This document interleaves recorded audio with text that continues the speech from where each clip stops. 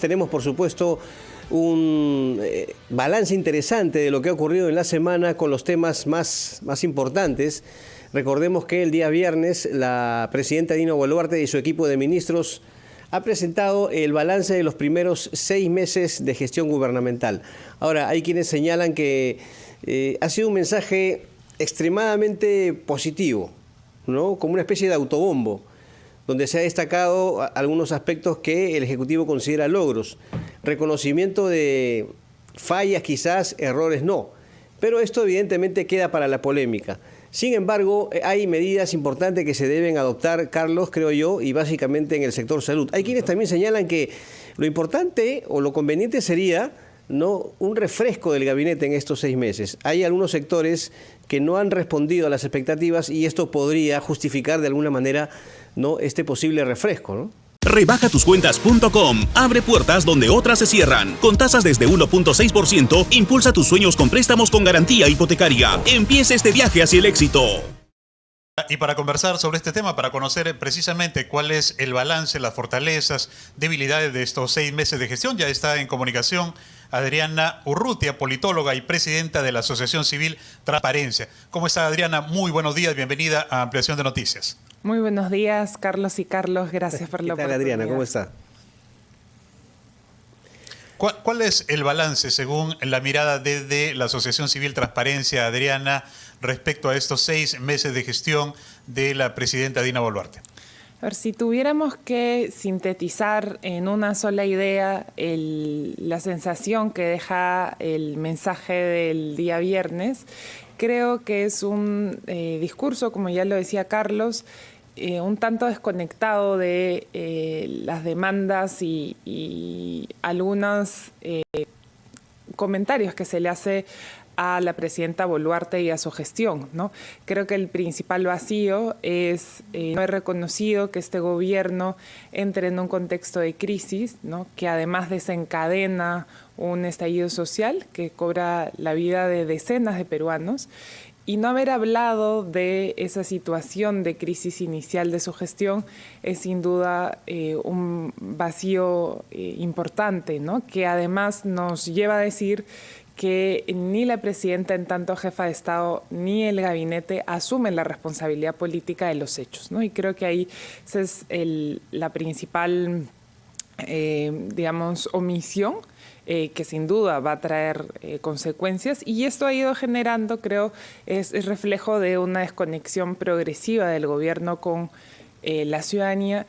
Y es un mensaje que aparece, como decías, Carlos, ¿no?, ciertamente desconectado, en el sentido que se presentaban más cifras que la transformación real de la situación de peruanos. Decía un mensaje de 28 de julio, ¿no? Sí, era un mensaje de 28 de julio y además creo que con esta característica que tienen los mensajes de 28 de julio de ser un reporte de cifras, ¿no? Sí. Más que una rendición de cuentas que apuesta por renovar el pacto social de representantes con la ciudadanía. ¿Usted considera, Adriana, que una forma de conectarse con la ciudadanía y también mejorar la aplicación de políticas y mejorar la gestión pública podría ser renovar el gabinete, o sea, hacer cambios en aquellos sectores en los cuales la política no ha funcionado como se esperaba? Sí, yo creería que, el cambio de liderazgo en algunas carteras podría ser importante. Algunos especialistas han señalado cambios, por ejemplo, en la cartera de salud. Creo que interpela en el mensaje del día viernes que cuando la presidenta habla por primera vez de salud, no habla de la situación del dengue, ¿no? Habla de otro programa que... Se refirió de manera muy... Exacto, muy somera, ¿no? Muy somera, y es la mayor crisis de dengue que estamos teniendo en el país, ¿no? Entonces, hay, una dificultad para sopesar los desafíos que enfrenta el gobierno. ¿En qué otras carteras o sectores cree usted que podría haber cambios? Yo creo que de nuevo, salud es importante y lo digo porque ya han habido varias declaraciones de la ministra que señalan que también ahí no tenemos un liderazgo claro, que no se sabe, por ejemplo, cómo está llevando a cabo el control del brote de dengue, ¿no? Que no se sabe cómo vamos a llevar, sobre todo los próximos meses, la gestión de los desafíos de salud que van a ser consecuencia del fenómeno del Niño, ¿no? Ahí ya hay evidencia internacional que señala que los peruanos y peruanas vamos a sufrir los embates del cambio climático, y eso es algo que no tenemos que... Y además de salud, ¿qué otros sectores?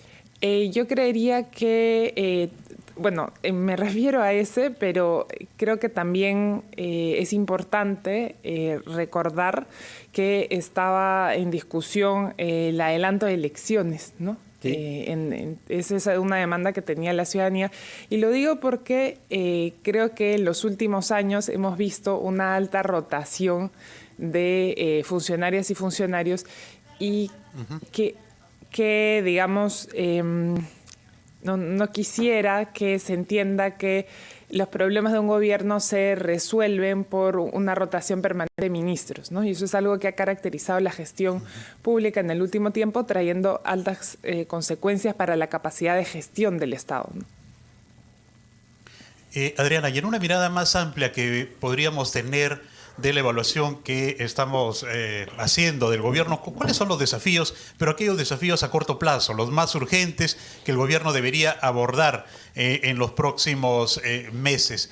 ¿Qué tarea urgentes necesita ejecutar para poder al menos darle un poco de bienestar a las diferentes regiones de nuestro país? Le voy a pedir, por favor, su respuesta. Minutos, estamos en ampliación de noticias. Hoy, domingo 11 de junio, y estamos en diálogo con Adriana Urrutia, politóloga y presidenta de la Asociación Civil Transparencia, conversando sobre el balance en los 6 meses de gestión que ha cumplido Dina Boluarte al frente del gobierno. Adriana, le consultaba si esa desconexión que usted refería, que sin duda es un punto débil y quizás se sienta un poco más en las regiones más distantes del país, frente a eso, ¿qué desafíos, además de atender el sector salud, debe atender el gobierno de manera inmediata si es que no quiere que esa desconexión cause también una grave inestabilidad? Ahí creo que es urgente recuperar el diálogo social, ¿no? Y iniciar un conjunto de iniciativas que permitan que los ciudadanos sientan que este gobierno atiende sus demandas, pero que además abre espacios de diálogo y que involucra la participación de ciudadanos y ciudadanas para construir un proyecto de país que considere a todos, ¿no? Quisiera referirme también en ese sentido de un proyecto y de mecanismos que en el debate sobre bicameralidad que se está llevando a cabo en el Congreso se eliminó la propuesta de la circunscripción indígena. ¿Y por qué menciono esto? Porque necesitamos en democracia diseñar un conjunto de mecanismos que mejoren la calidad de la representación, y en un país donde 1 de cada 3 ciudadanos se identifica como indígena, es muy importante que podamos discutir entre los diferentes poderes de gobierno en este tipo de reformas que van a mejorar la calidad de la representación, porque lo que está pasando ahorita es que efectivamente los ciudadanos se sienten más desafectados, ¿no? Entonces, ahí podría haber, digamos, un refrendo del Ejecutivo de una medida de este tipo, ¿no? Y en esa vía de conexión que debe haber entre Ejecutivo, no solamente con fuerzas políticas, sino también con la sociedad, quería preguntarle cómo calificaría el papel que ha desempeñado hasta el momento en estos meses el premier Alberto Otárola. Yo creo que el premier en cualquier sistema democrático es el responsable político de la gestión de gobierno, ¿no? Y aquí hay un premier que, digamos, ha tenido una respuesta bastante basada en el uso de lo que se llama en ciencia política el monopolio de la violencia legítima por parte del Estado. ¿A qué me refiero? Que para responder a la crisis inicial en la que inicia su gobierno Dina Boluarte, vimos cada vez más cómo el uso de la fuerza, ¿no es cierto?, fue desplegado para gestionar los conflictos sociales. Y después de eso, y costando vidas de decenas de peruanos y peruanas, ¿no? Y después de eso, yo diría que el premier no ha asumido una responsabilidad política de las acciones del gobierno y no ha buscado desde las competencias que le competen ¿no es cierto?, generar una situación de estabilidad, ¿no? Estabilidad política, porque sabemos que si bien no hay unas movilizaciones como, digamos, en la amplitud de las que hubieron los meses pasados, el conflicto no se ha resuelto. Pero qué raro, porque la presidenta ha dicho en una actividad hace poco que el país está tranquilo, no hay conflictos, ellos han mantenido la calma. No sé si usted tiene esa misma perspectiva. Yo creo que hay que diferenciar el hecho que no haya movilización ciudadana del hecho que hayamos resuelto los conflictos, ¿no? Resolver los conflictos implica atender un conjunto de demandas y necesidades ciudadanas que los peruanos y peruanas requieren. Por ejemplo, requiere que podamos atender problemas tan importantes como el hambre, ¿no? Que podamos atender problemas tan importantes como el acceso al empleo, ¿no? Y lo que hemos visto en el discurso del día viernes, yo diría que es un conjunto de respuestas públicas que no van a resolver esas demandas ciudadanas. Por ejemplo, en términos de vivienda, en vez de hablar de una mejora de la calidad de vivienda, se ha hablado de la entrega de títulos de propiedad, que es como venimos resolviendo el problema hace décadas en el país, sin garantizar que los ciudadanos puedan acceder a mejores condiciones de vivienda, ¿no? Lo mismo en términos... sí, perdón.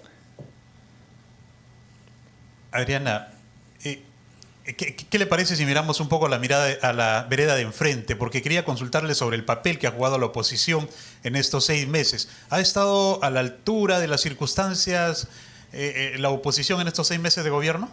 Yo creo que aquí es importante porque hemos visto además también que no hay claridad, digamos, en el desempeño de las bancadas parlamentarias. ¿A qué me refiero? Que no es que haya agendas que se pueden definir por bancadas, ¿no es cierto?, por posturas, sino que hay más bien un conjunto de alianzas coyunturales dependiendo de qué tipo de agenda, ¿no? Y en ese sentido creo que es necesario hablar del rol del legislativo en los últimos meses, ¿no?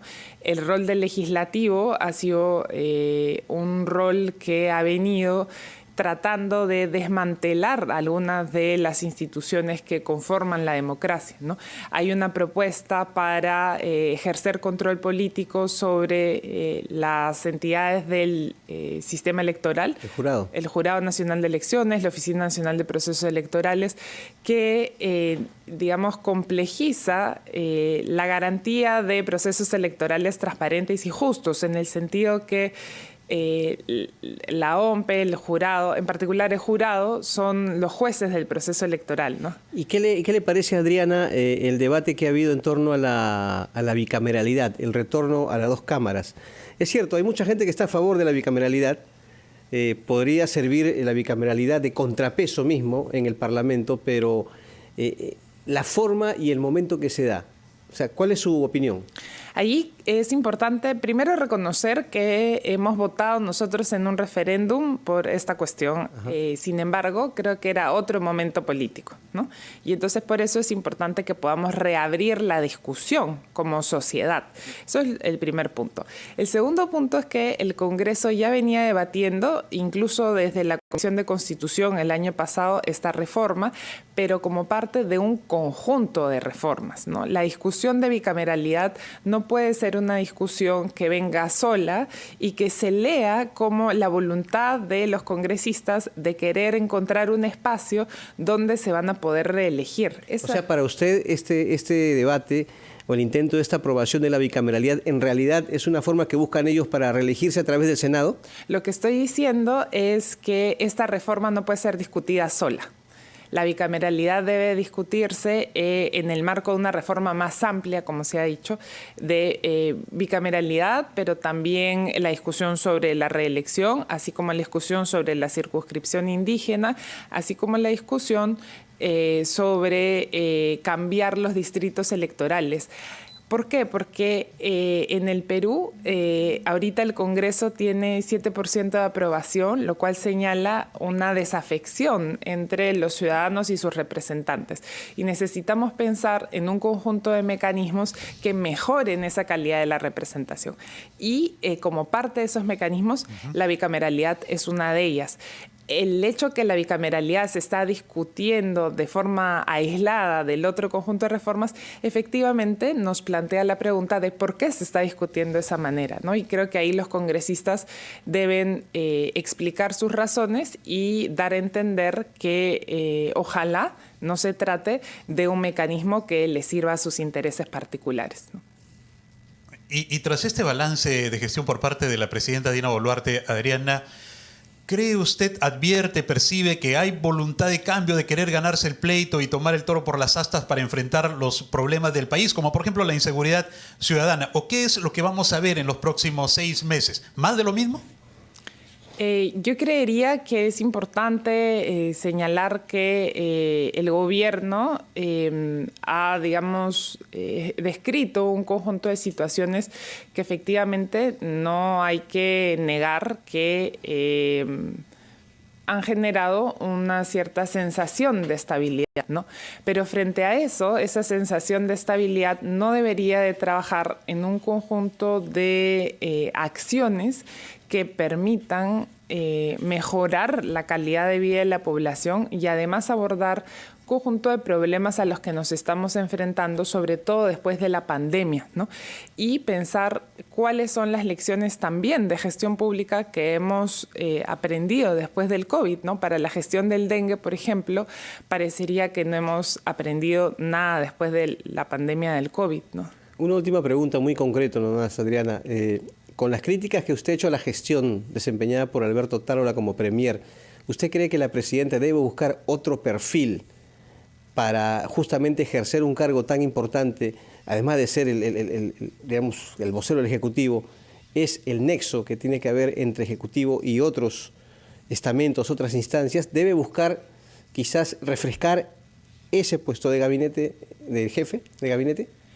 Yo creo que la presidenta, en tanto jefa de Estado, tiene que hacer un balance político de su gestión, ¿no? Y en ese balance político tiene que buscar generar, digamos, empatía con la población, una lectura de las necesidades de la población y entre esas necesidades muchos ciudadanos movilizados en los últimos meses y con ciertas demandas de larga data, lo que están pidiendo es que haya una evaluación de el estallido social, ¿no? Y ya lo han dicho también los informes internacionales, tanto el informe de Human Rights Watch como de Amnistía Internacional, que se deben esclarecer los hechos de los últimos meses. En ese sentido, el premier es una pieza clave y espero que la presidenta haga esa evaluación y tome las decisiones que les corresponden a ella. Adriana, ha sido usted muy amable de acompañarnos esta mañana aquí en los estudios de RPP. Muy amable. Gracias. Muy buenos días.